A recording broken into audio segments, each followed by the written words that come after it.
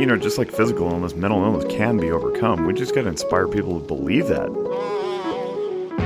The mental health community and the firearms industry spend way too much time running parallel to each other without communicating. It's time we change the narrative and destroy the stigma that we both face. Walk the Talk America presents Guns and Mental Health, a podcast for firearms owners, clinicians, and the curious public.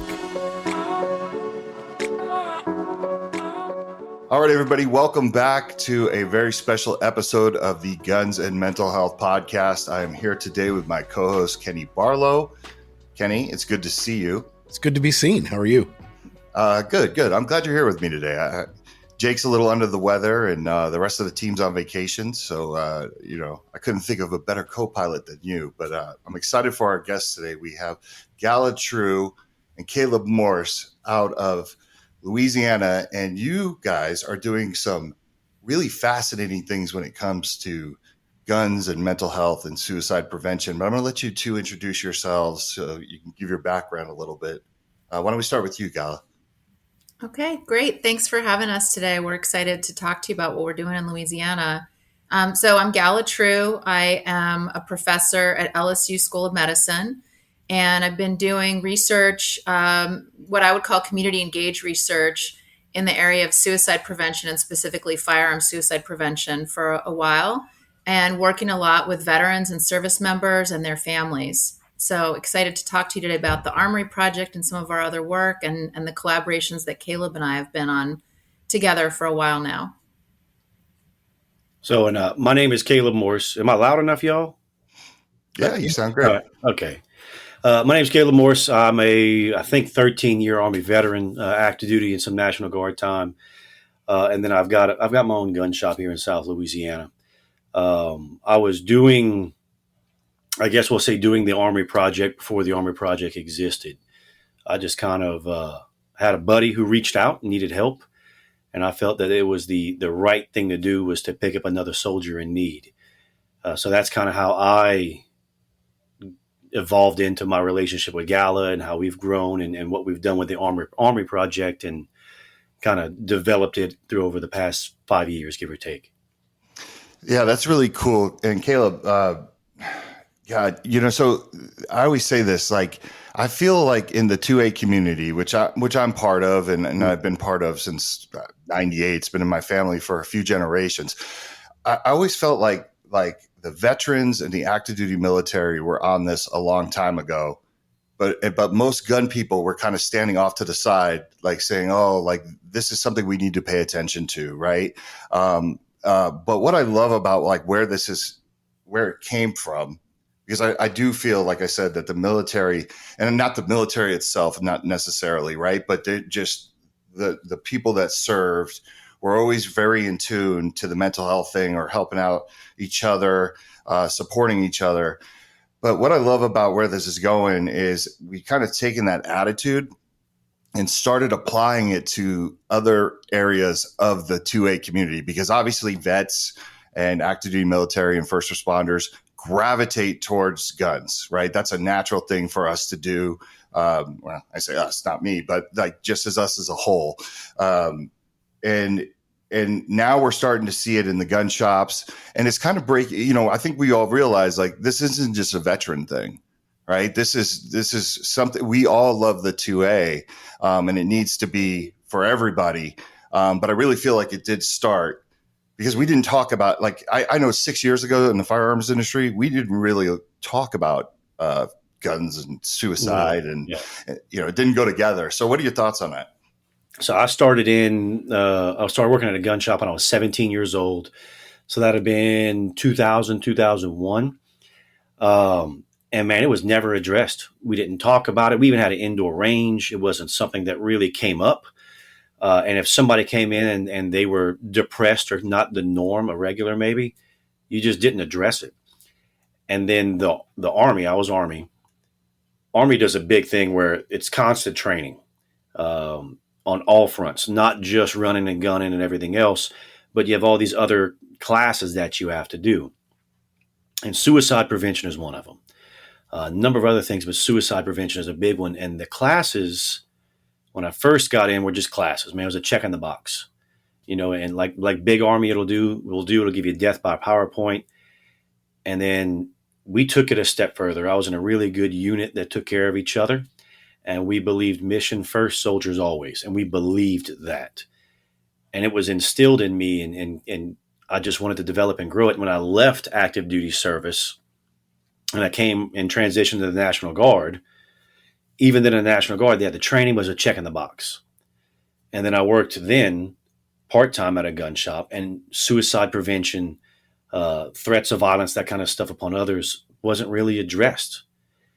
And I've noticed over the past, it had been probably 8 to 10 years, just this industry kind of taking a shift. And I think we're learning more about it.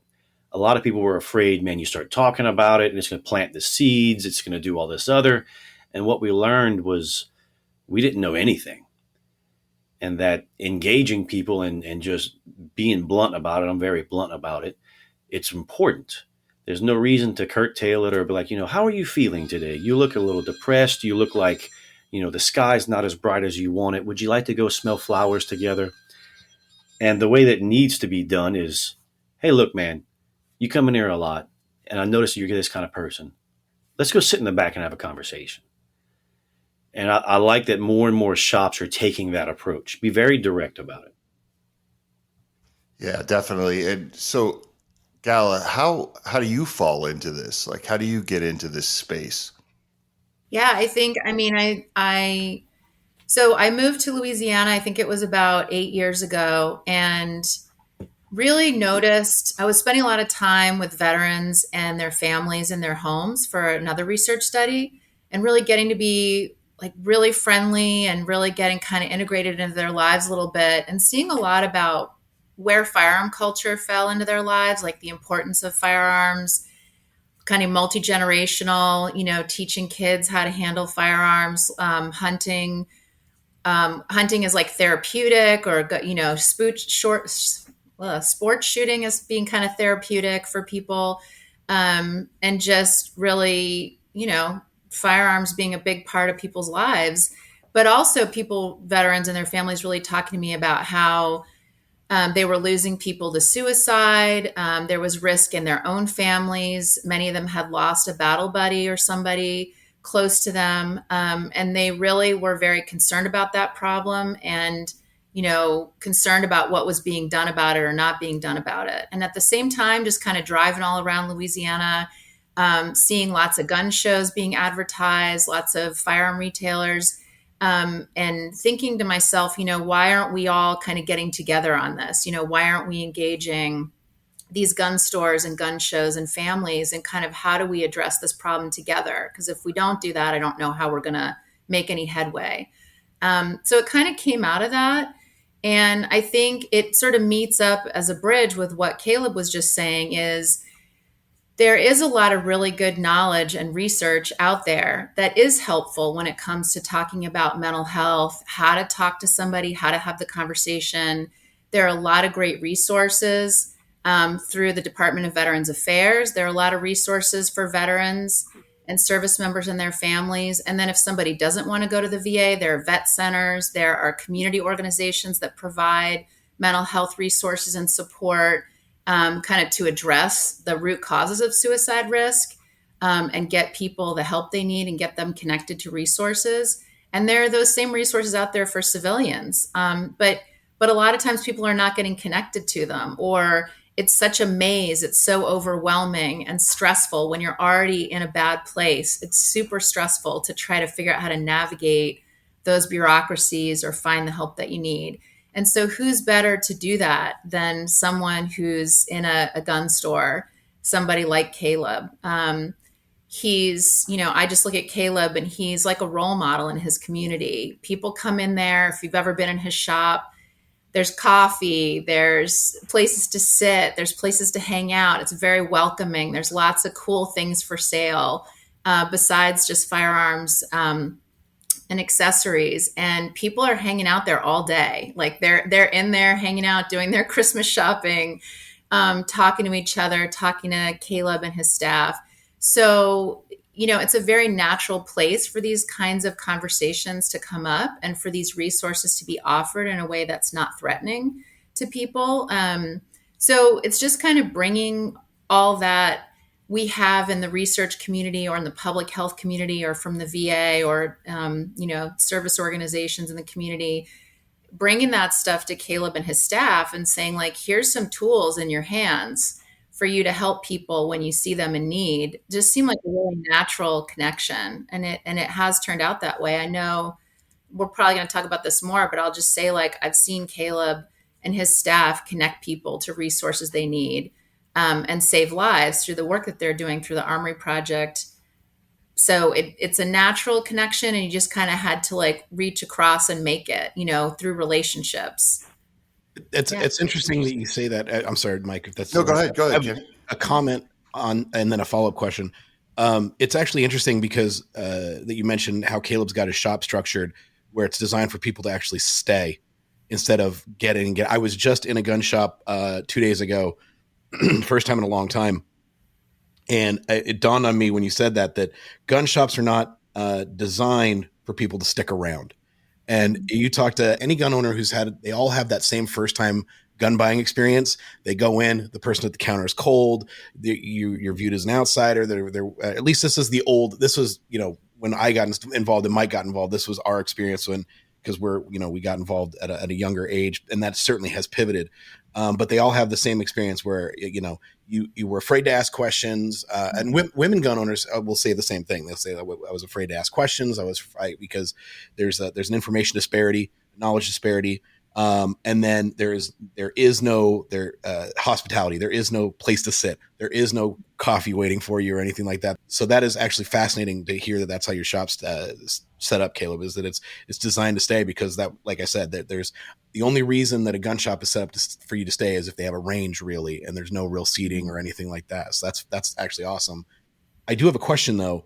When you got started, what were you noticing were the reasons for the gap? I'm not going to call it a divide between guns and mental health or gun owners and suicide prevention, because I would be hard pressed to find a gun owner that is like fine with suicide. It's like, I don't, it's not a concern. It's, I'm sure it is a concern. They just don't think about it. What were the reasons that you were seeing as there being a gap between these two things? I can answer from my perspective, and then I'd love to hear what Caleb thinks. I think that's a great question. I think it's a few things. I think it's that kind of, from the research or public health side, it's that kind of ivory tower mentality of, like, I'm not going to get out of my office and go to people where they are. Like, that's not part of my job. Honestly, the job can be structured that way. You're not encouraged to get out of your office and go out into the community and spend a lot of time building relationships. I think that the work Caleb and I do together is all about relationships and building trust. And that's kind of not necessarily part of the job of a public health person or a researcher. So you have to get out of that mindset, and there has to be some encouragement from our side of things to go out and meet people where they're at and spend time in their spaces. And that's something that I've tried to do. Gone out and visited Caleb and spent time, and he invites me to things all the time, and I go when I can. So that's one thing. I think the other thing could be about language. So for example, in suicide prevention, in public health, and in clinical settings with doctors and healthcare providers, the term lethal means safety is what gets used to talk about putting time and distance between a person who's in a mental health crisis and, like, a loaded firearm. And if you go around talking to people about lethal means safety, I learned quickly they don't know what that means. Doesn't mean anything to the average person. It's kind of a strange term. And in fact, a lot of firearm owners I met actually interpreted as, like, lethal equals safety. Like, I've got my lethal firearm and that makes me more safe. And so it wasn't really resonating with that kind of suicide prevention messaging. So it was just learning how to adopt the right language and say things like secure firearm storage. I don't even say the word safe firearm storage, because a lot of people feel like they're storing their firearms safely and they feel safe around their firearms. So it's just like the language and being really careful and thoughtful about it. Another term that gets used in public health, and I think we're getting away from that, is means restriction, which means, like, restricting a person's access to lethal means when they're in a mental health crisis. But if you think about concerns, and this is about trust and building trust, if you think about concerns that firearm owners have about people trying to take away their firearms or restrict their access to firearms, especially when they're going through or have gone through mental health issues, if you use the term means restriction, like that's like waving a flag that says like, yeah, you should definitely be concerned about this. So it's just learning those things, really being thoughtful and intentional about language, because I think you really need to build trust and common purpose and meaning. And that's what I think Caleb and I and others have been able to do. So that's my answer. And I'd love to hear what Caleb thinks. So the way I view it is, I mean, we all have vehicles, right? Nobody rides a bicycle to work. So I wish. we all have vehicles. So how often do you check the air pressure in your tires? How often do you check the tread wear in your tires? How often do you go and you make sure that your bumpers are intact, right? If it's not what you do, you know, a tire shop will check that every day. If it's not what you do, it's not on the forefront of your mind. So for most gun shop employees and gun shop workers, to them, it's a hobby, sometimes a little bit more than a hobby, but most of your gun shop employees are hobbyists. If you understand the lifestyle and you understand that the firearm is the tool and the man or woman is the weapon, then you understand what is involved with that. And I say the weapon, but I mean, that's the way I think about it on my end. But then you understand that everything works in unison. So if the mind is right, if the heart is right, if the body's in shape, you know, you have to have all these personal, physical things involved with you in order to be able to use the firearm properly in whatever application you're using it, be it target shooting, all that. PRS, NRL, USDP, IPSC, all this other stuff, 3-gun.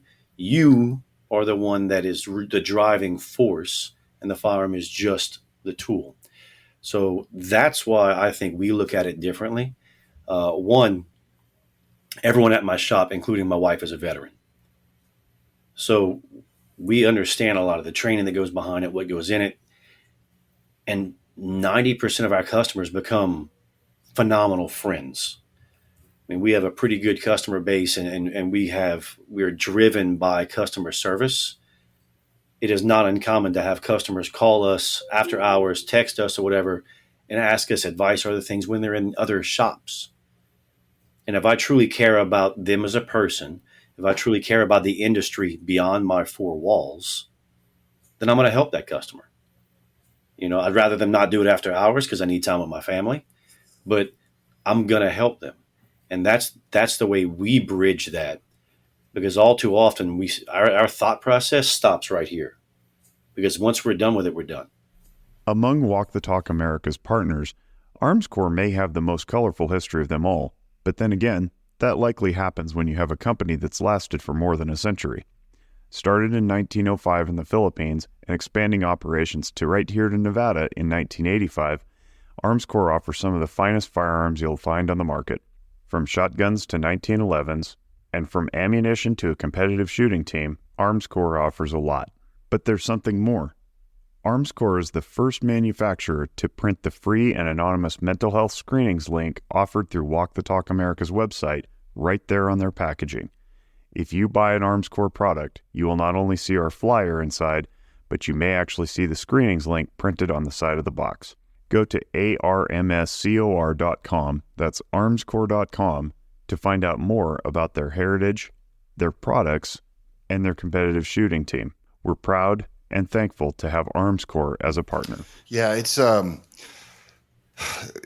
I got into the space, and one of the things that what I love about what you two do is when I heard about the project, to me, it was one of the few projects that I felt like, oh, it's very similar to Walk the Talk America, even though we're not doing the exact same thing, but it's the same attitude, right? It's this attitude of kind of like, whatever it is, whatever obstacles in the way of getting people resources to stay alive, I'm going to figure a way to get around it. And I don't really care about the whole, like, you can't trust mental health or these people. And well, what if this happens? Okay, well, if this happens, then let's do this, right? When we talk about some of the legislation like that, I think is really cool that you guys have been behind to take away the barriers to entry.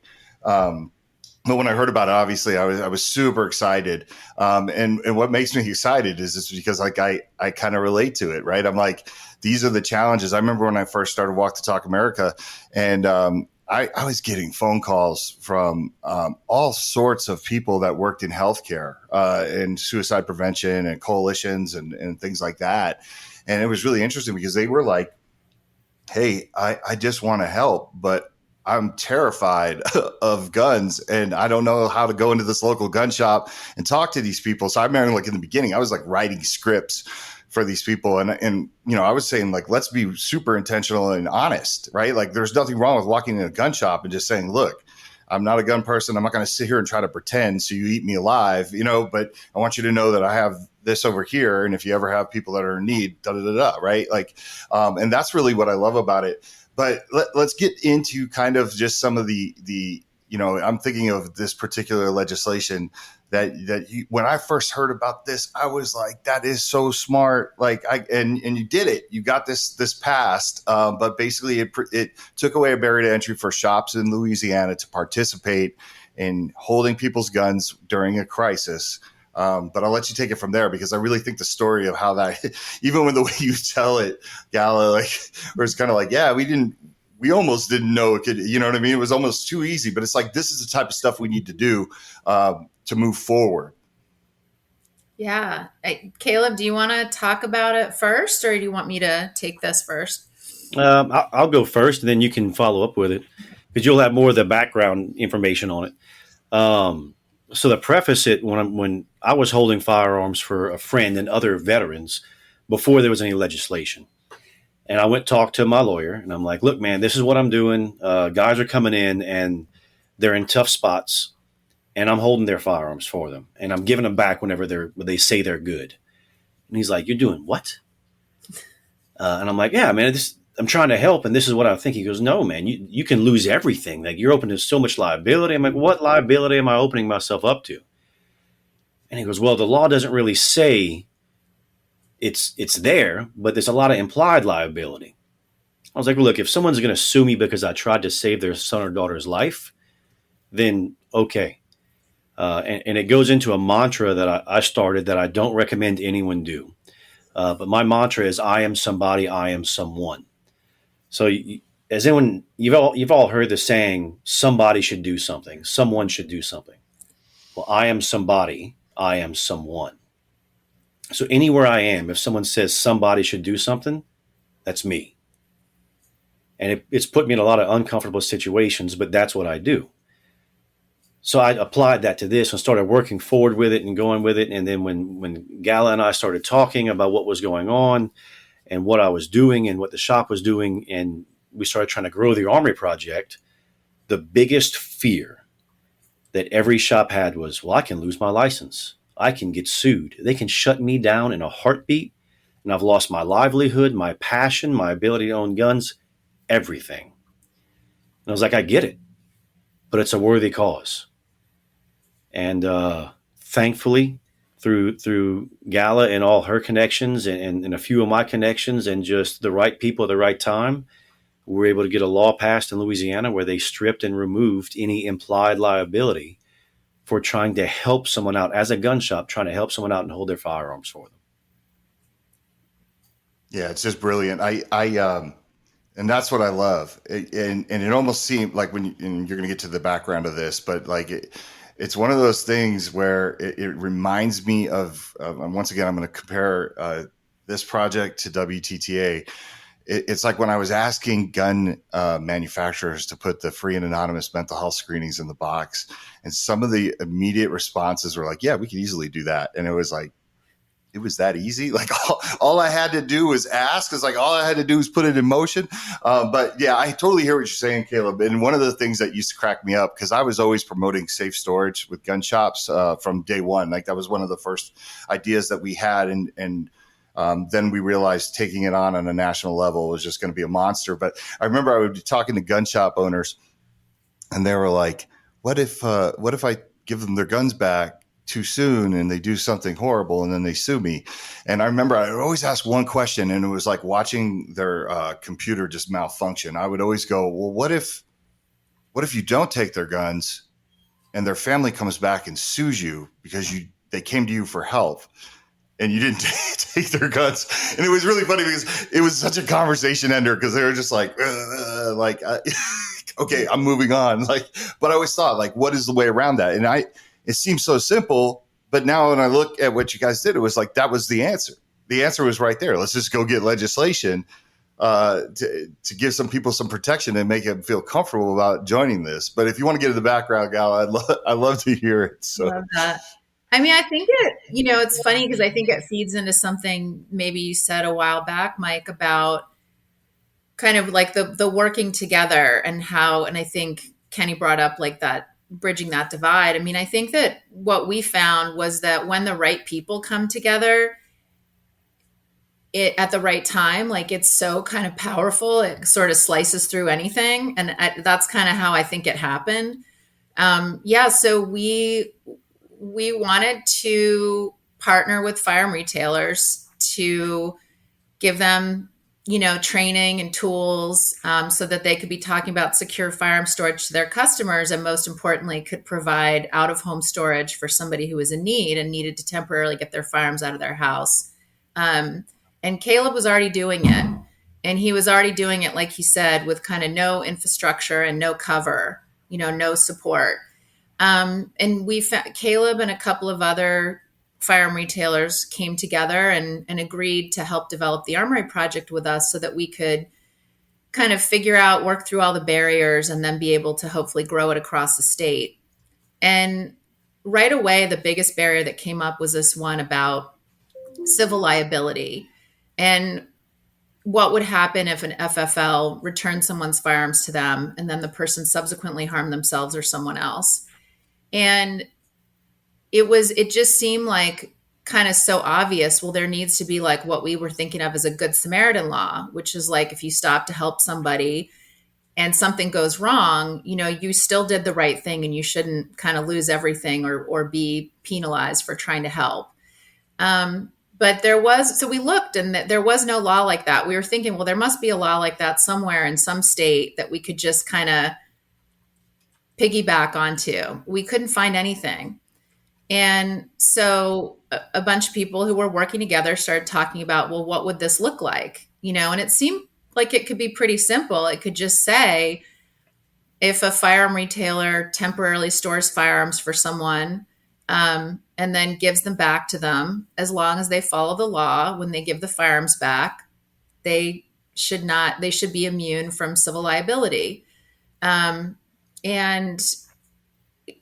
it's kind of like we had like the general language. And then I think, honestly, like, I'm trying to remember some of the details, but essentially 2 legislators in the state were really interested, and they were kind of across the aisle from each other, but could get together on this. I think it was seen as sort of being a no-brainer, not just no concern about it. Like, this is a good idea. This is going to save lives.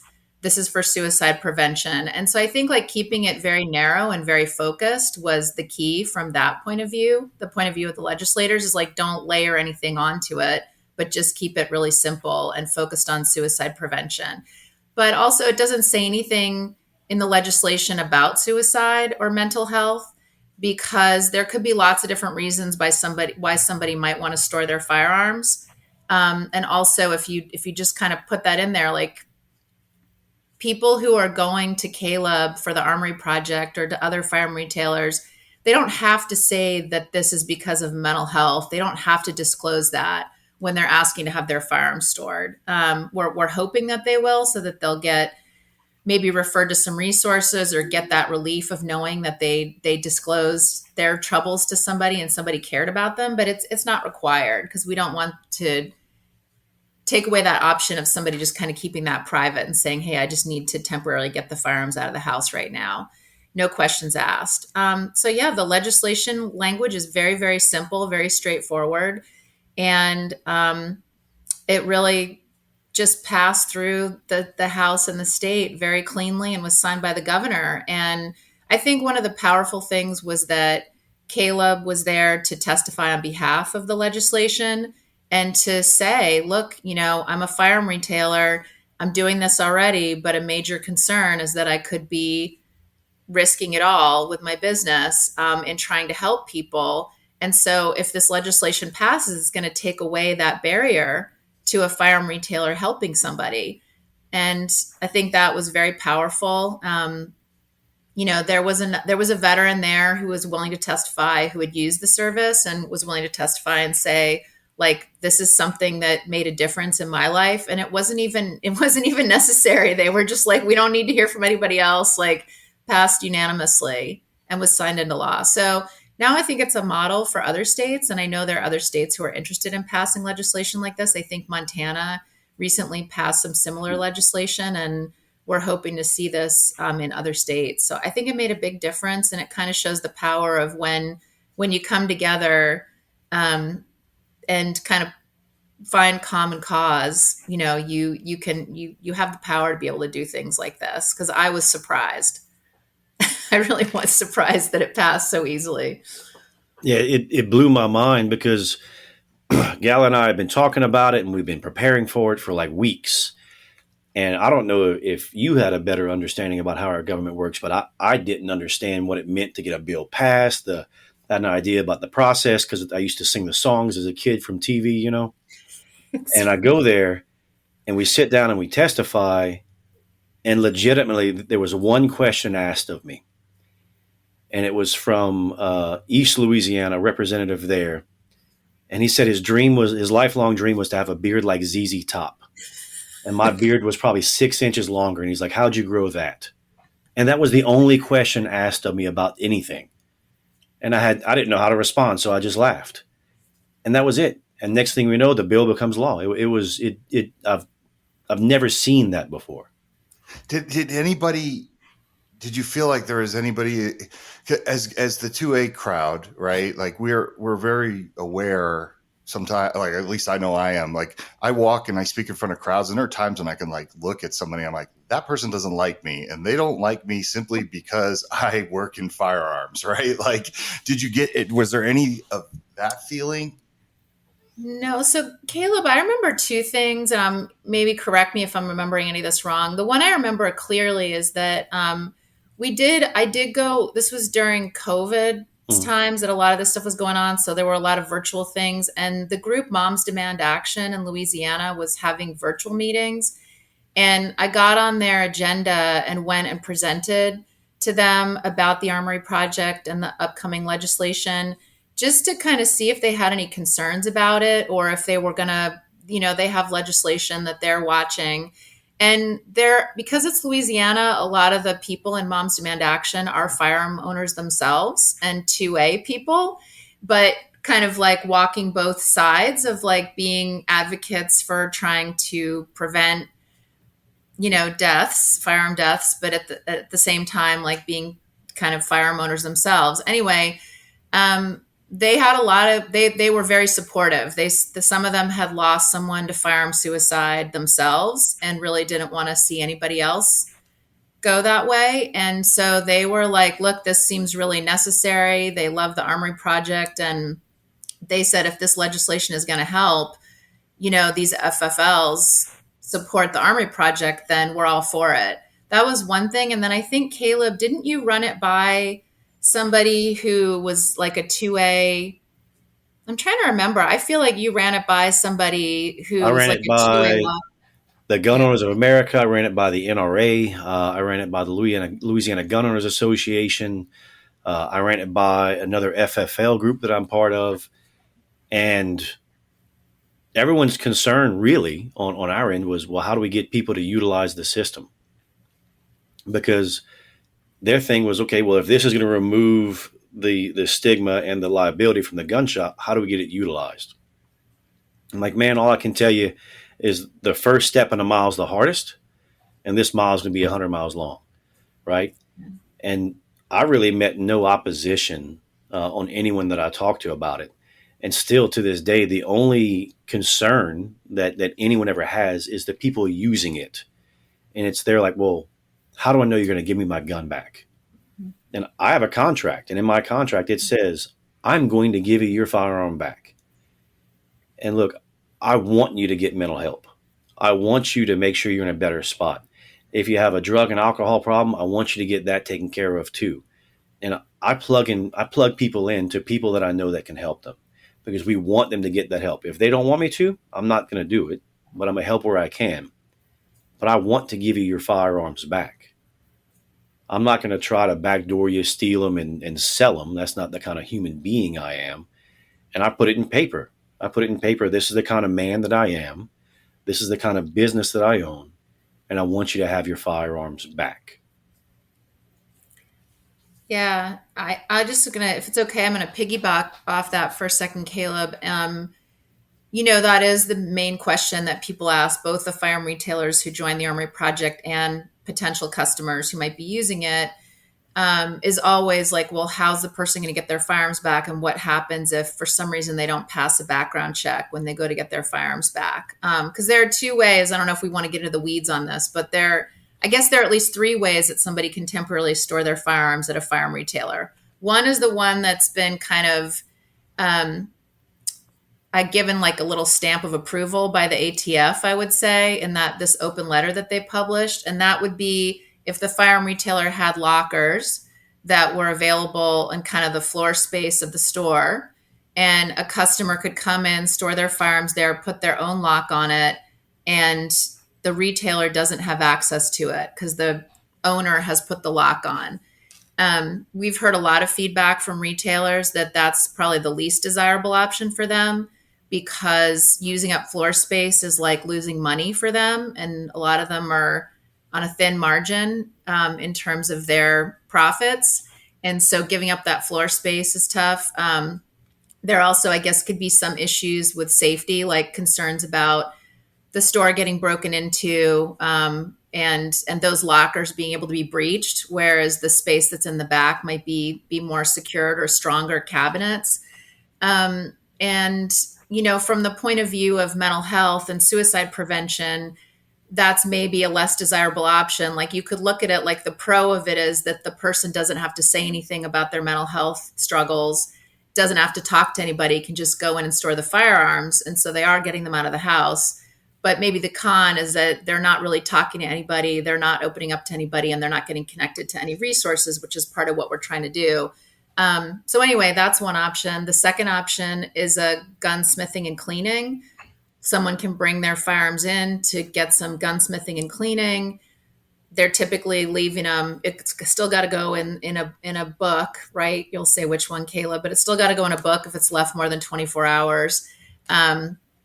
But when the person comes back to get them, they don't have to do a background check. And Caleb, I know you're going to jump in and sort of add to this, but I'll just say quickly, the third option is a temporary storage hold, which Caleb is talking about, where the person they'll have to pass a background check when they come back to get their firearms. And there is the chance they won't pass it.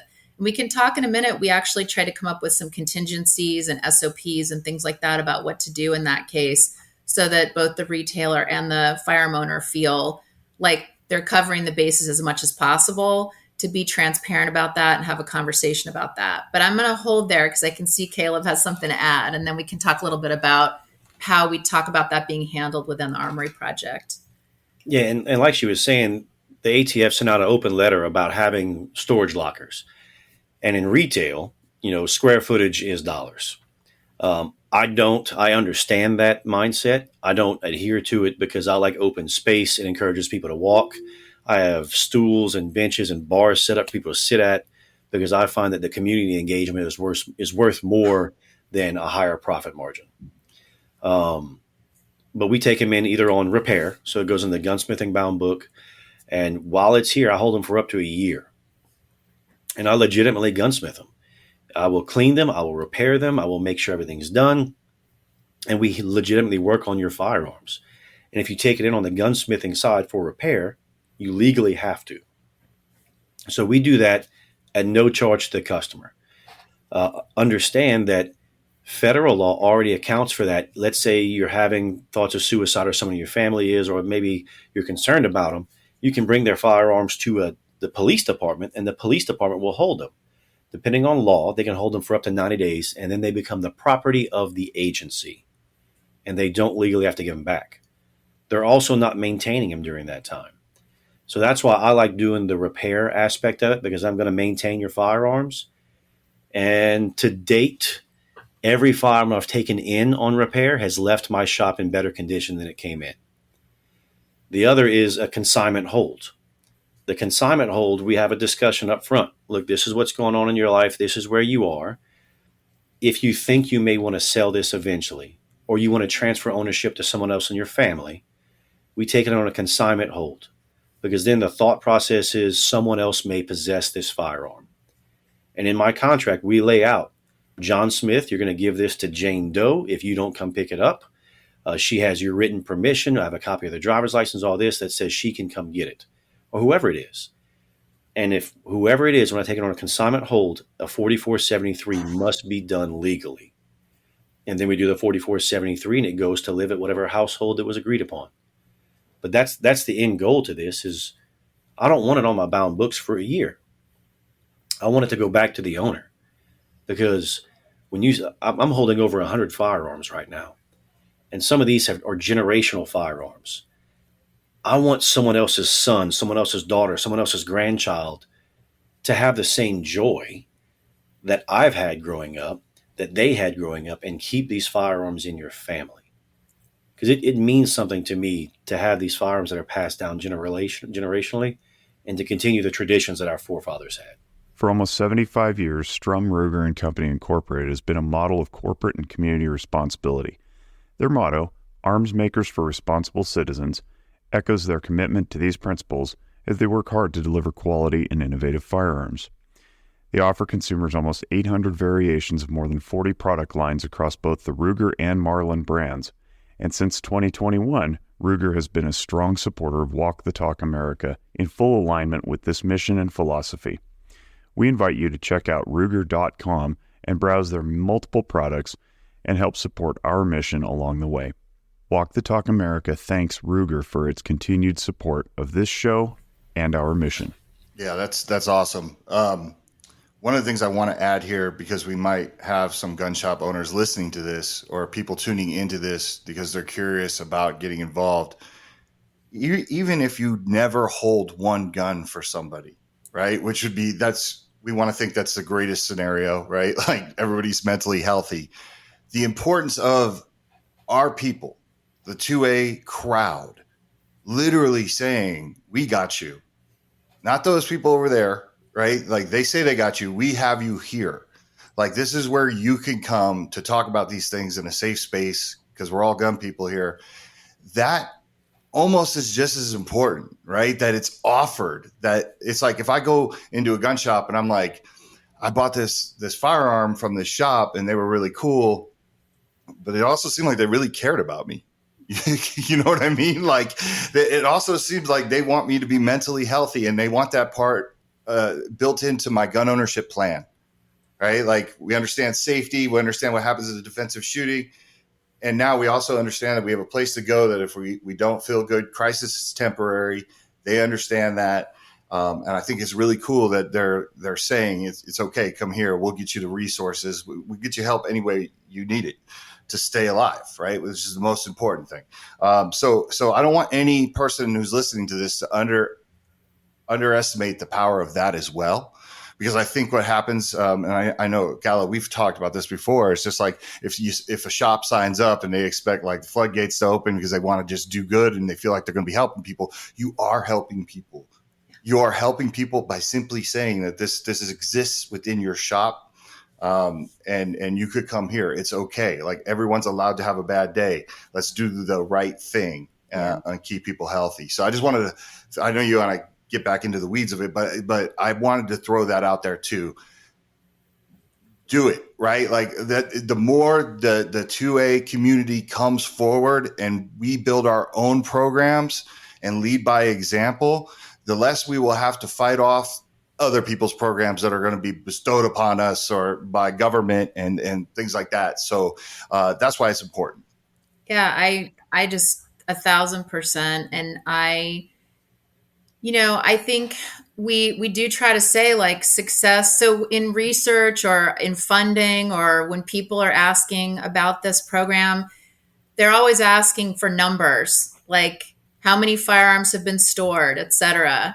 And to me, that's not the metric of success. The metric of success is, are we changing the conversation, and are we putting power and knowledge in the hands of the people who need it, which are people out in the community who talk to each other. People learn through word of mouth. They go and confide in a friend about something, or a family member, or somebody they're talking to, like Caleb. If we don't get kind of the knowledge about how to have these conversations about mental health and the role of firearms and suicide, how many suicides involved a firearm, and how are we going to prevent those suicides? If we don't put that knowledge and the ability to talk about it in the hands of people like you guys, Caleb, Caleb's staff are amazing. I've been to other gun stores where all the staff are veterans, have worked as first responders, worked in law enforcement. They've got networks of family and friends and people who this is like rippling out. So they're having these conversations in their social networks and changing the conversation. It's much harder to measure that. It's much harder to measure, like, how are you changing the conversation? But I think that's really the biggest thing we're doing. And so you can count like number of firearms that have been stored, but to me, that wouldn't be getting at what we're trying to do here. What we're trying to do here is like change people's knowledge, make them feel confident and have some competency about having these conversations, make connections between people in mental health fields, therapists. Like, I know one of the things you guys do, Mike, is you have like therapists who are culturally competent. You train them in having conversations about firearms with their patients. Like, those are all the things we're trying to do, build those bridges so that like when Caleb encounters somebody who's in need, he knows somebody at the VA or in the community who's a healthcare provider who he can connect that person to so that they can get the help they need. I think those are the things we're trying to do. And if we just only count like number of firearms stored, we're going to be really missing the point. Even though Caleb is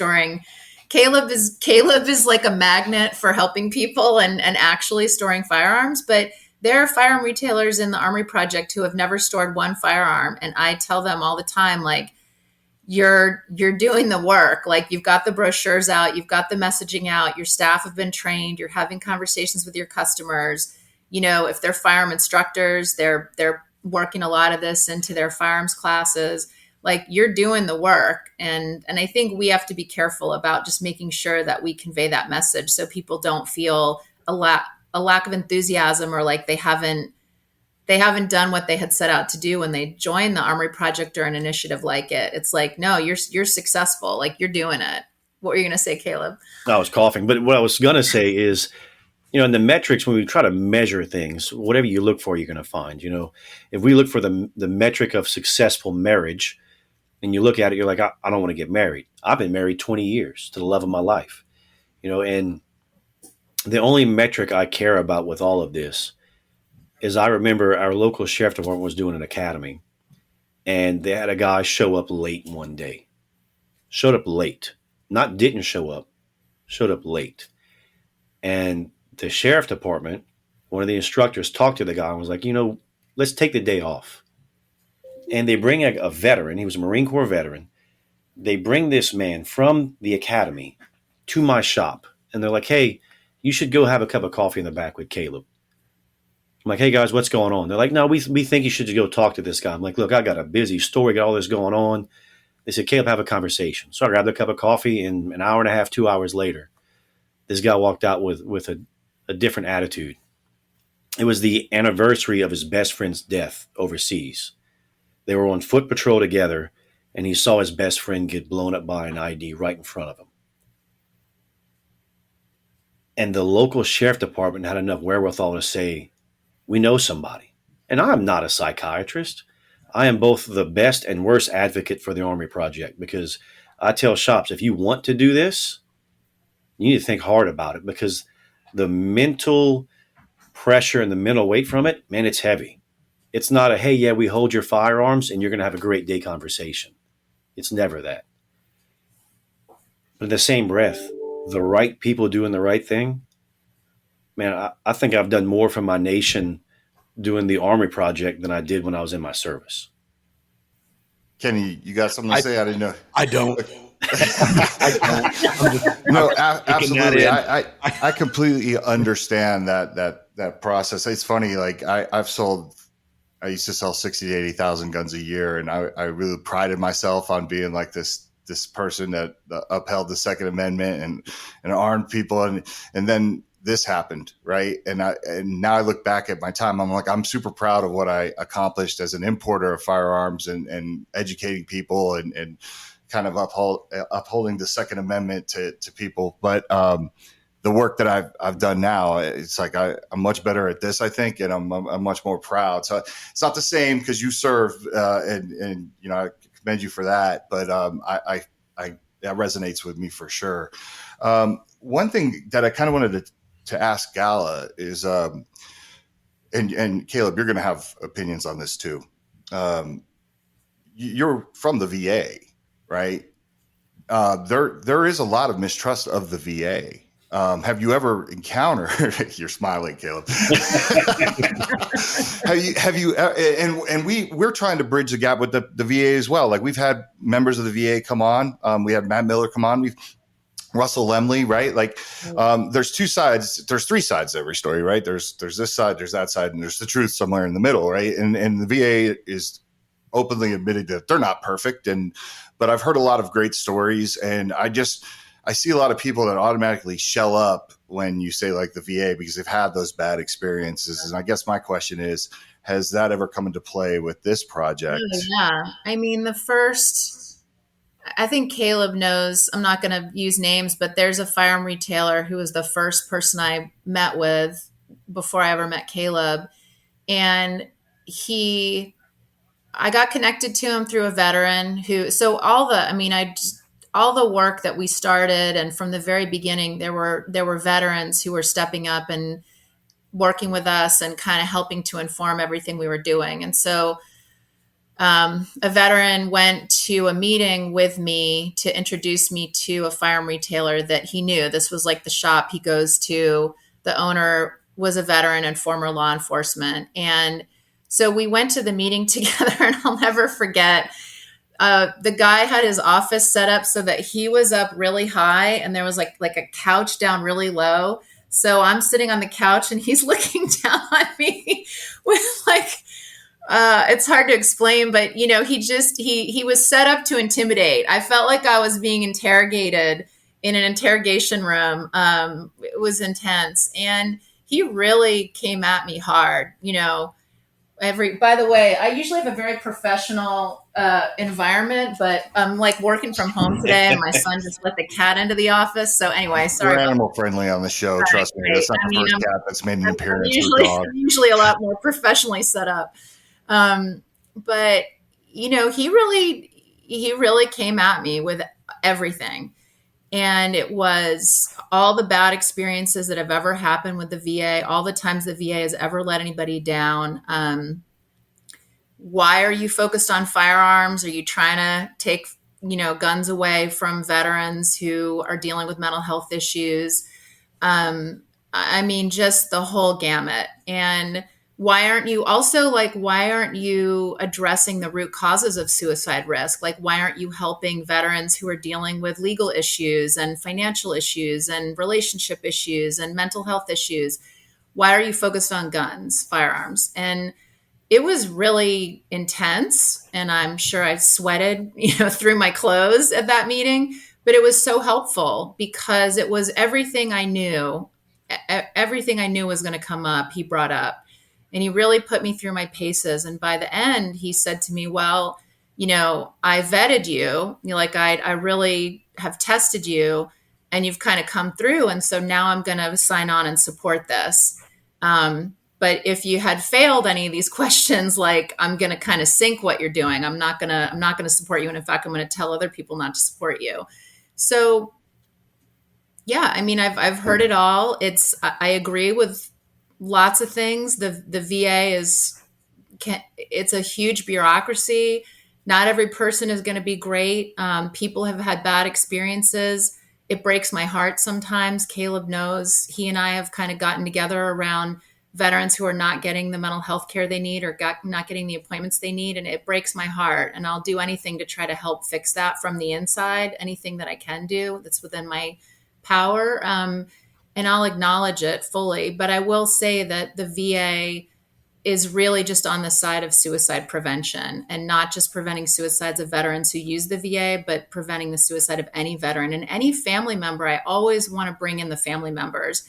They have access to firearms in the home, and they can be under great emotional stress and burden, and they are at risk for suicide. So, like, some surveys have shown that something like 25% of caregivers of veterans, who are providing kind of like daily help and healthcare and support and whatever, that 25% of those family caregivers have thoughts of suicide. So we got to be thinking about them too. I just would say yes, like, all the critiques are legit in lots of ways, but there are a lot of good people within the VA trying to make change from the inside. And definitely everyone on the VA is on the side of suicide prevention and not on the side of trying to take somebody's firearms away from them. If you're a firearms owner, and especially if you carry concealed, we invite you to enroll in a membership with our partner, the United States Concealed Carry Association, at uscca.com. The USCCA is more than 700,000 Americans from every faith, political stance, and walk of life, spanning multiple demographics. They provide life-saving education and industry-leading training, some of which comes in the form of our firearms and mental health videos that we have recently produced and which will be made available to the membership over the next 12 months. We recommend that you obtain self-defense liability insurance available through Delta Defense and the USCCA, so that if you find yourself in an act of lawful self-defense, you will be prepared for what happens before, during, and after that incident. With the common mission of saving lives, Walk the Talk America is proud to partner with the USCCA and Delta Defense, and we invite you to check out all they have to offer at uscca.com. Yeah, that's the one of the things that I noticed when I first got into this space, and I remember getting the invitation to the White House to work on the prevents for the VA, the prevents team. And I remember I was at NASGW, I think. It was a week before I was going to the White House. And some people had heard that I was going up to the White House to work on the VA suicide team.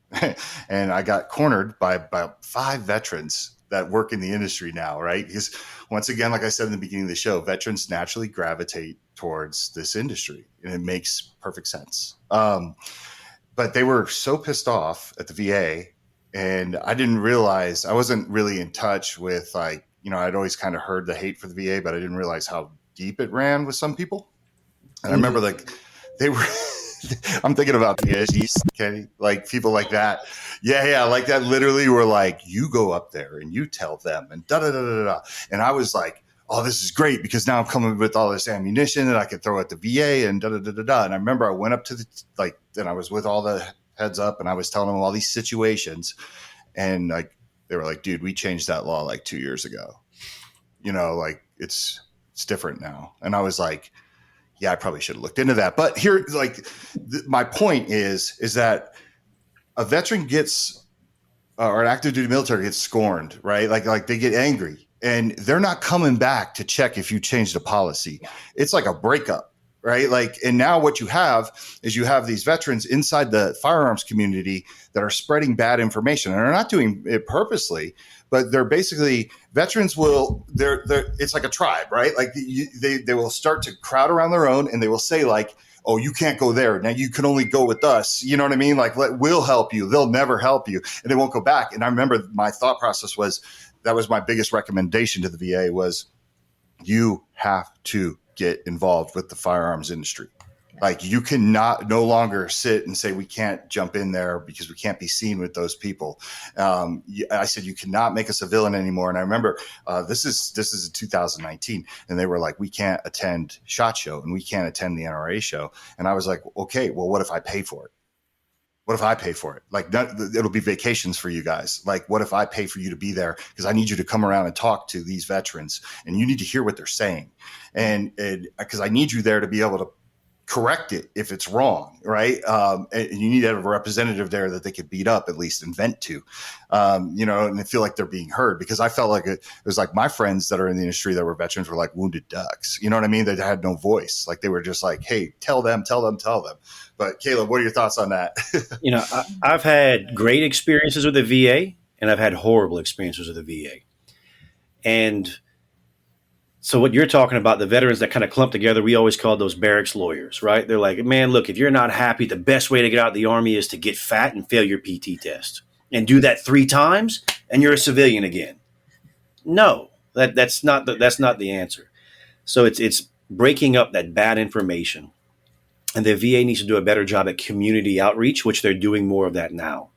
Because there are a lot of vets out there that they own firearms. They don't come to my shop. They don't hunt anymore. They don't do anything else. Man, they sit at home, and some of them are just miserable because they've been so scorned that they put themselves in these positions where every day is just a bad day. And you have to have that understanding of, look, man, if I have a bad day, I can fix that. Like, I can work on that. And like with us, when vets come in and they're like, look, the VA's involved. I like what you're doing, but it's involved. I'm not touching it. I'm like, well, I mean, the government's involved with your driver's license. You drove here, don't you? Well, yeah, but, I'm like, I don't trust the government. Well, yeah, but you still have a government issued ID. You get your vehicle inspected, don't you? Well, yeah, but like, no, you can't have your cake and eat it too. So the VA has minimal oversight in this.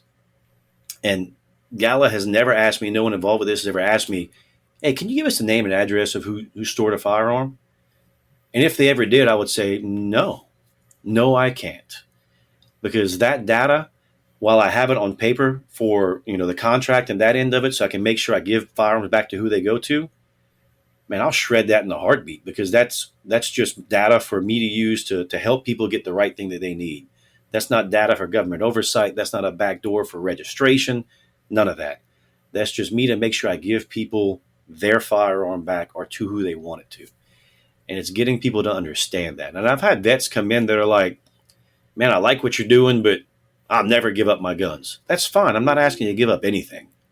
But if you know somebody in a tough spot, send them my way, because I want to help them. Yeah, I think I just want to add, like, I know this kind of work that we're doing is really an effort to and this is another thing you can't measure. I don't know how you're going to measure this, but we're trying to rebuild some of the trust and the individual relationships. And so I know that, like, Caleb has really connected with the suicide prevention team at the VA that's near him through this work. And I think they go in and visit, and I know, Caleb, they think of you when I think one time they called you when they had a veteran who was struggling and wasn't really sure what to do. They called you so that he could talk to you. So, I mean, it's just like building.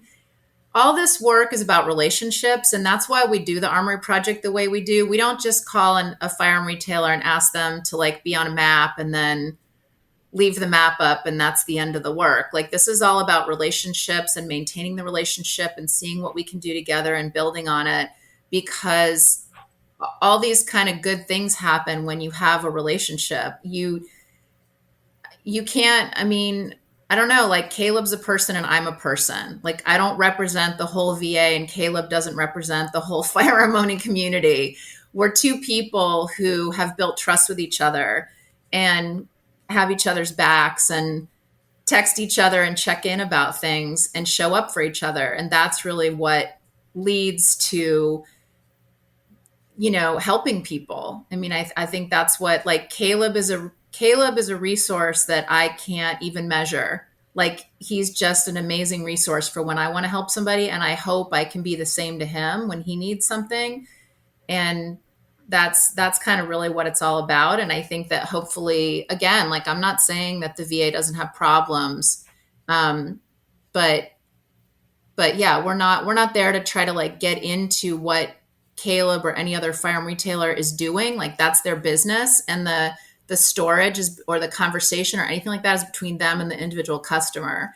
The VA is just there to try to help provide some infrastructure and support so that people like Caleb aren't just doing this completely on their own.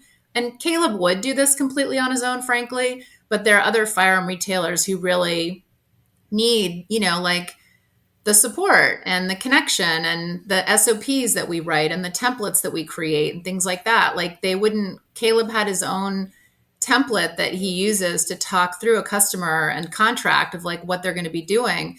But not everybody could create that or would know what to put into it. And so we created that template and make it available to people, and then they can edit it to work for their store. And then but that's really what we're there for. It's great to have like Gala and the team behind me, because there are times where I'm like, man, this is a lot.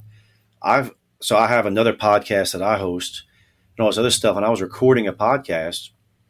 What's that podcast? Give it a plug. So it's called Implicit Bias. We talk faith, politics, and whiskey. All the things they tell you not to talk about, that's what we talk about. So I'm sitting there and we're recording, and my business Facebook page gets a message from a veteran who's in need. And not just like a cry for help. He's like, look, it's about to be that time, and I don't want to do this, but help me. So I'm messaging back and forth. I'm going through the whole process, and I'm like, what can I do to help this guy? What can I do to save his life? He's 30 minutes away. How can I get to him?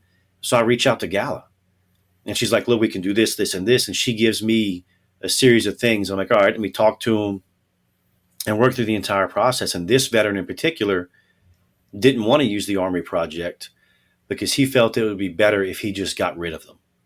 So he ended up, I think he gave the firearm away the next day. I was going to drive to his house that night and sit down, talk to him, and have someone else come and pick up his firearms, and we'll just haul on to him and figure it all out. But he ended up having a family member come pick up all his firearms.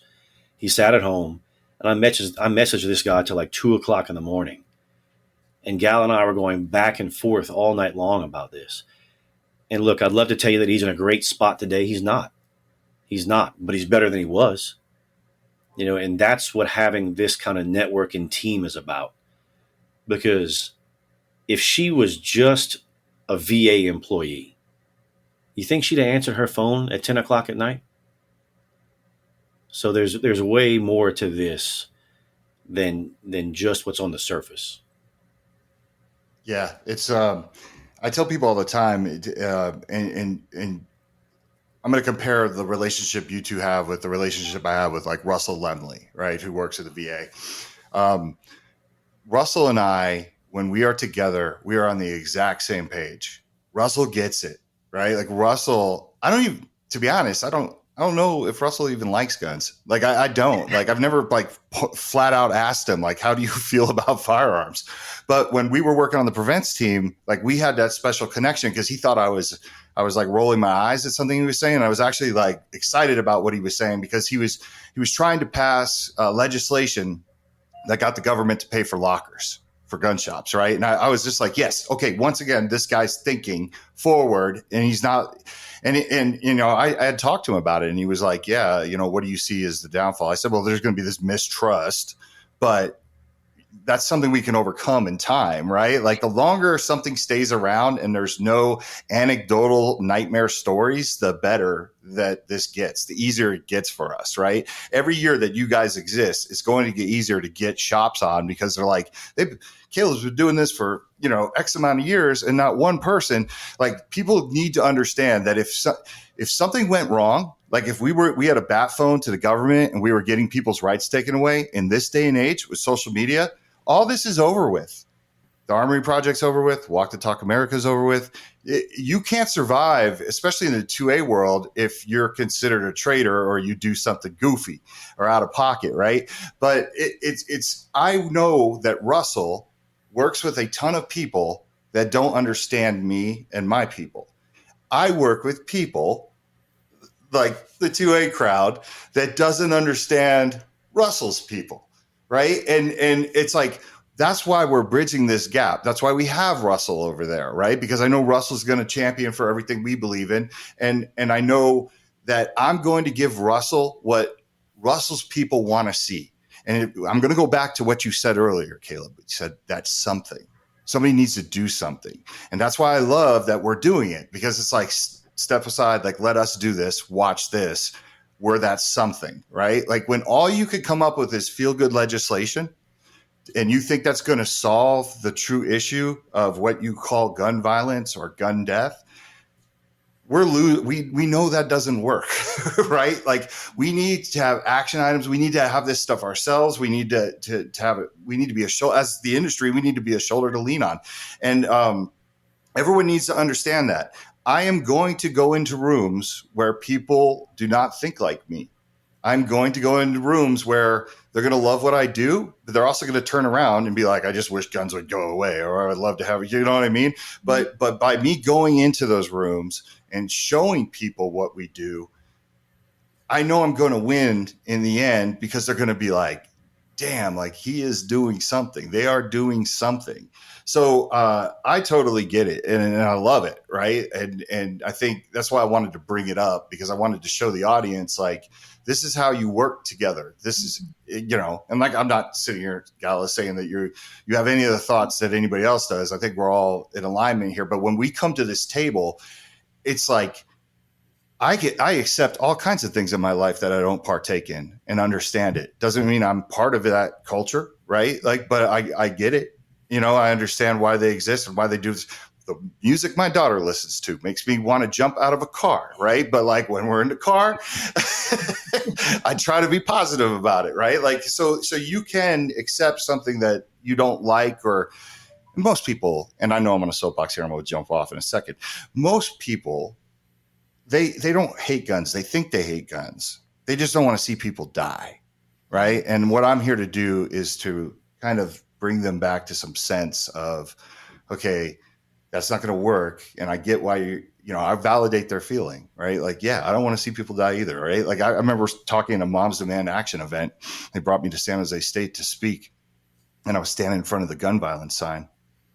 And I was like, when did we let that side just own gun violence? Like, nobody likes gun violence, right? Like a sign that says gun violence to me is the same as like, I don't want to see puppies killed. Nobody wants to see puppies killed. Like, there's not one gun person that wants to see gun violence. But I'm gonna jump off now. But I think it's just special. I love the relationship you guys have. And like I said, once again, I'm going to draw the parallel to the WTTA, the work we do.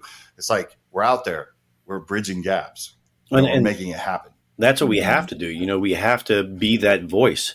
We have to have the conversations. Two of my aunts are very left wing, right, and would never own a firearm. Like neither one of them, I don't think, has ever touched a firearm. But yet they'll call me and say, "Hey, how's the business doing? How's this going?" And they know everything that I do, including the Armory Project. And the only thing they like that I do is the Armory Project, but they care about me and my family, so they'll be concerned about the rest. But that's the common ground, you know. Yeah. And regardless of how you look at the situation, there is always a common ground. And there are too many times when we think, look, we have to be the brick wall that everyone runs against. And an immovable object will always meet an immovable force. Something's going to give, and both of you walk away battered and bruised. I'm not saying give up ground on the 2A side. I'm tired of giving up ground on the 2A side. But I'm saying we have to have conversations, or at least be open to having conversations about making a difference. And that's what you're about. That's what Walk the Talk's about. You're tired of lip service. You're tired of people saying, well, let's do this, and then nothing happens. And I'm tired of the same thing. And that's why I do my I am somebody, I am someone, because if no one else is going to be the person, I will. Well, I want to be respectful of everybody's time. I think we're up against it right now. Kenny, you have not said a word, and you are one of the most insightful. I feel like Jay and Silent Bob here. Like, I was just taking it all in. I don't know how much I can actually add to the discussion. I've been trying to get Kenny to get his own show, believe it or not, like for years, because every time he's on as a guest, he says some great stuff. But I guess, what is your takeaway, Kenny, as someone who's just been listening? I've been stuck on the metrics concept since it was mentioned. I have this recurring thought about what Caleb said about how you can look at the data and kind of read whatever you want into it. But I find it interesting that you can do that with the metric of success of clearly the number of firearms or the number of active storages that have taken place is a clear metric, but it's not the metric that people could read into it, or some people would read into it, because the metric isn't the number of guns. It's the choice to use the program is the metric. Like that. So I've just been stuck on that thought for the longest time. Is that a way that you use that to get your point across in terms of how successful it is? Or is that, I don't even know if there's a question there. I'm circling around that idea. We want to take a moment to recognize one of our sponsors, Chattanooga Shooting Supplies, Inc. CSSI was founded in 1977 by two families that had a passion for hunting and the outdoors. That same passion holds true today for the second generation of family members and their 200-plus employees. Own a gun store or range? If so, you understand the importance of two-step distribution to help you meet the demand of your customers. Their mission is to exceed their customers' expectations with a strong service focus from a knowledgeable sales staff, an assortment of trusted and well-known brands, competitive pricing, and timely shipping. With over 50,000 SKUs of shooting and hunting-related products, they are in the business to help customers succeed. Learn more at chattanoogaShooting.com. I mean, I can answer from my perspective and then let Caleb from his. I think why I brought that up was that kind of two things. One is that idea that I think Caleb touched upon, which is that, I mean, we do have firearm retailers who are in the Armory Project who have not stored a firearm for anyone. And I think that I often say to them, like, you're still very successful in what you're doing. You know, there are firearm retailers who are not high traffic places, or for whatever reason, they just haven't stored anybody's firearms yet. And they may never store anybody's firearms. But that doesn't mean they're not successful in what they're doing, because they went through training, they let their staff go through training, they learned about mental health, firearms, preventing firearm suicide. We know from our training that it does it increases the knowledge and sort of confidence on the part of the staff to have these conversations with their customers.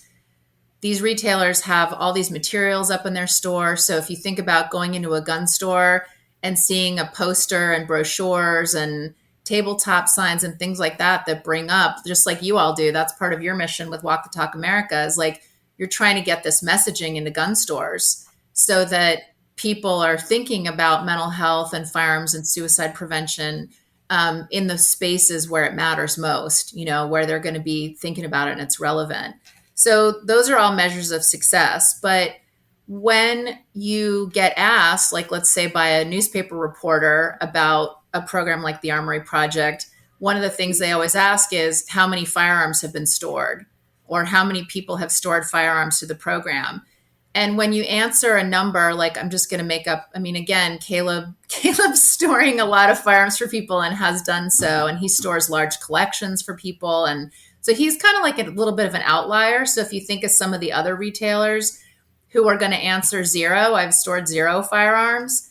Or when you put it together, all the retailers we've been working with, and the answer is like, well, there's been like 50 people who have stored firearms. And then you look at the cost of a program.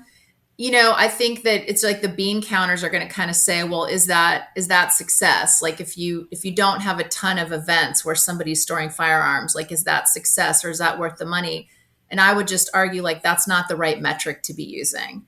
Yeah, and sure. We have to come up with some better measures of, like, how do we measure changing attitudes? How do we measure? I remember, Caleb, somebody when I was doing interviews with your staff, you know, they said, we're having all these conversations about mental health and suicide that we never had before. And it's like really normalized in the store. And we're talking about it with our customers in ways that we never did before. Like, that was the feedback they were giving me, which is qualitative data, and it's powerful. The power of stories is really important, but a lot of people are often looking for numbers as well. So that would kind of be my answer. What's yours, Caleb? So I've never had someone use the project twice. I haven't had that yet. I know that for a fact. And I could sit down and look at numbers of how many people. I know right now I have over 100 firearms. But that's not how I measure the success. If you asked, it was Thomas Edison, if you asked him how to make a light bulb, he said, I can tell you 999 ways not to make one. And I know that there was one time, and there was one firearm that I wish I'd stored. I had a father and son talk to me about the project, and the son was a veteran and they wanted to use it. We talked, had the conversation on the phone. They were going to come in. The next week, the father came in, and he sold the firearm. They had gotten it back from evidence already. They didn't get it to me in time. And that's the metric that I care about, right? Because Christ left the 99 for the one. I'm already helping the 99. I want to help that one. I want to be there for that because I wasn't. So that's the metric that I go after. Yeah, man, that's super powerful. That's I never thought about it that way, but that's yeah. I always say, like, especially because our work is very popular with researchers, right? Like, I think they're fascinated by that, epidemiologists and people like that. And they're always talking about data. And Dr. Emmy Batts out of Colorado, we have this running joke where I always look at her and I go, "Don't let data get in the way of saving lives," right? Like, it's a goofy little thing to say, but it's true, right? And because I work with a lot of people that do not trust and have that whole narrative beaten into their head that mental health people are trying to take your guns and this will get you on lists, it's real important to stay anonymous. Our mental health screenings are free and anonymous, right? The anonymous being the most important part. But when they ask me how many people has this helped, I can only default to anecdotal stories. And I remember one time, so most of the listeners know this, but the first 2 years of Walk Talk America, I didn't take a salary.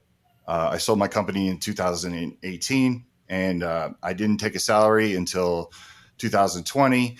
And then my first salary, going from a high-level executive at a major importer, I was making $25,000 a year. I remember I was laughing and I was joking around, and I was at one point I got super frustrated, and I was talking to my wife, and I said, "I don't know what I'm doing. I can't. This is not fair to our kids. This is not fair to you. I'm burning through our savings, literally, to try to make this happen." And I hadn't gotten the big companies necessarily on board with the cash, right? I was getting them involved in mental health stuff, and I remember that day. She was just like, "You're good at this. Stick with it. Look what you've done." She's getting me back to the positive things and all the things we've accomplished, right? But I remember and I'm not going to share the exact story because the person asked me not to. But somebody emailed and said, "I want to tell you a story, but I need to talk to you about it," right? And they called and they shared this story. And I remember it snapped me. I was just like, I don't care about data. You know what I mean? This is all I needed to hear, that we're having this impact. And not everyone's going to reach out and tell you. I tell people all the time, people don't, when they go through crisis and they come out of it, sometimes they're embarrassed by what happened. They're not necessarily going to be like, "Caleb, I just want you to know, dude, you changed my life." They may just keep it moving, and we don't care. We want them to keep it moving. That's exactly, you don't need to tell us we're doing great things or we help. We just want to make sure you're okay. And, I'm horrible at it. So many people email and they share these stories, and I never even think to be "Can I use this as a testimonial?" You know what I'm saying? Because my brain is not wired like that. My brain is not to go into the room and tell you how great everything that we're doing is. Yeah. But I think our work, I know people are going to want data, especially if they're putting money behind it. But I need people to see beyond just that. You know what I mean? It's shadow me for a month. Yeah. Walk into a room with me in a gun industry event.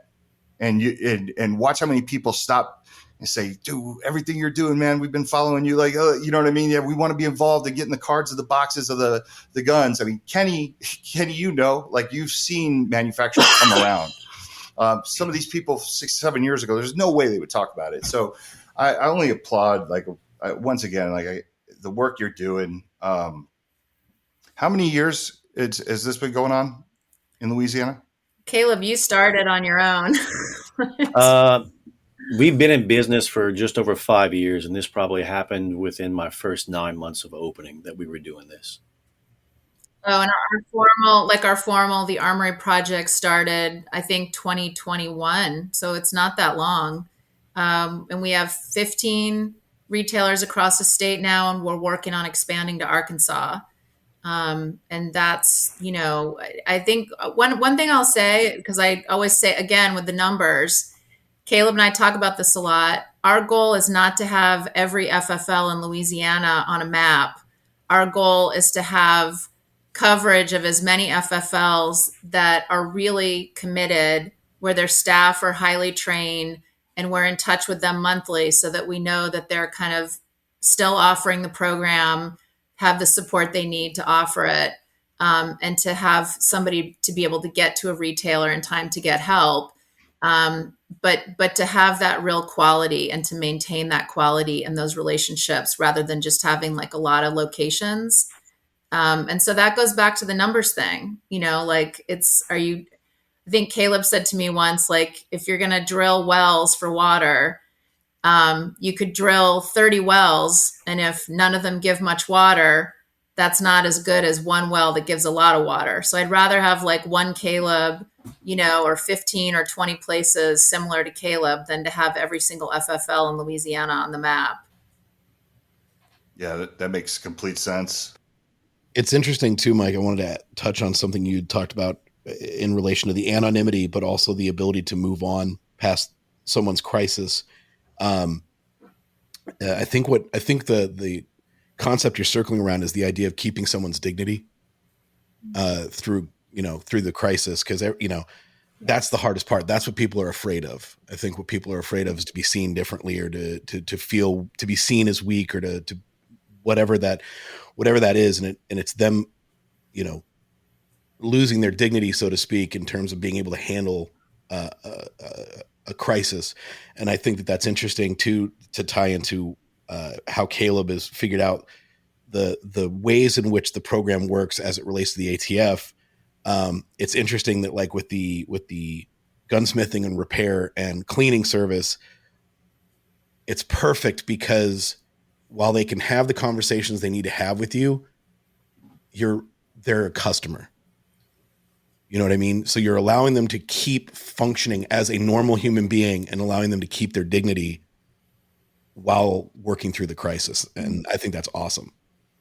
Caveat that a little bit with, people can harp on the fact that capitalism or consumerism can be cold. That's not what we're talking about.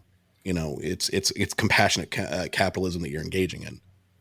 I remember one of the interviews I had with the VA when I left active duty service, and I'm sitting down talking to this woman, and she's like, well, have you ever thought about hurting yourself?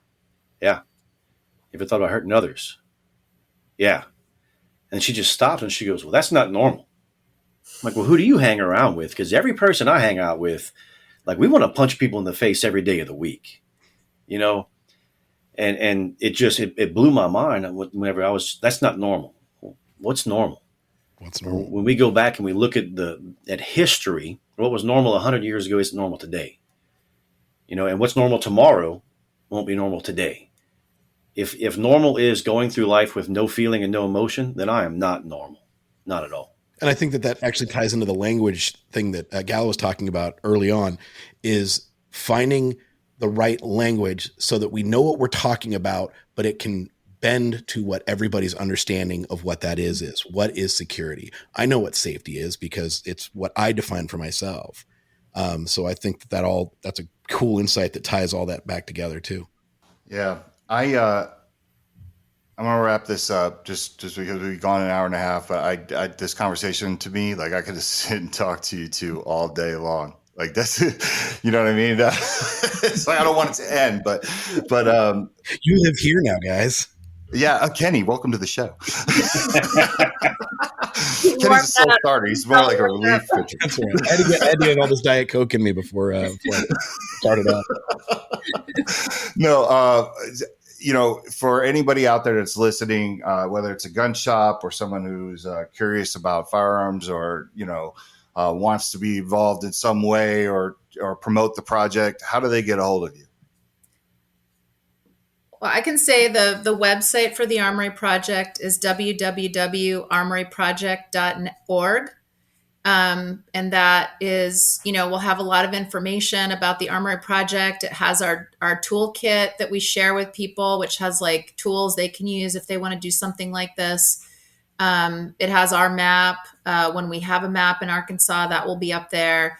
And people can also email me. I would probably use my LSU email. It's jtrue, JTRUE at lsuhsc.edu. With any questions. And then Caleb. Yeah, Caleb doesn't need to get inundated with phone calls. After some of the interviews we did with I don't remember who all I interviewed with now. The contacts just came pouring in. But if people have questions about getting involved or what it's like being involved with it, my shop's called The Rustic Renegade, and they can reach out to us at sales@therusticrenegade.com. Or if they want to hear the other side of it, the podcast I do, it's implicitbiasradio.com, and you get the contact on us on there as well. Ask me questions. I may not respond right away, but ask me questions. Okay. And I like to end this with one question for both of you. I may have opened up more talk, but, and Gala, you start, Caleb, you end it. How do you tend to your mental health? Ooh, that's a great question. I thought we were wrapping up.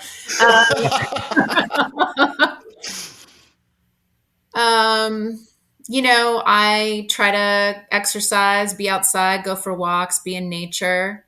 It really helps a lot to work with people like Caleb.